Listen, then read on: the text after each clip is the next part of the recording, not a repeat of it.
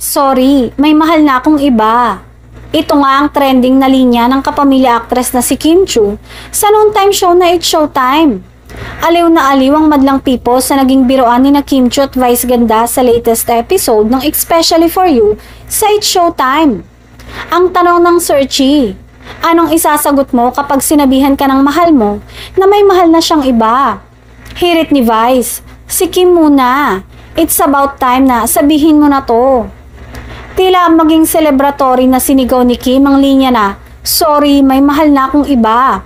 Nauna ka lang, dagdag naman ni Vice Ganda.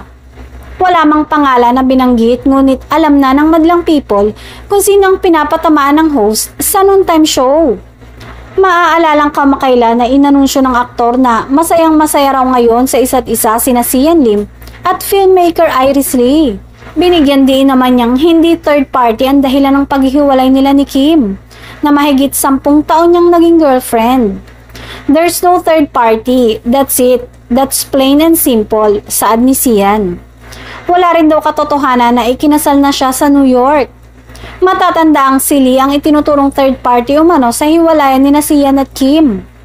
Samantala, nagbunyi naman ang Kim Pao fans dahil finally, ay nasabi ni Kim Chiu live on air na may mahal na siyang iba at hindi na nga kailangan pang itanong kung sino ang nagpapasaya sa aktres ngayon.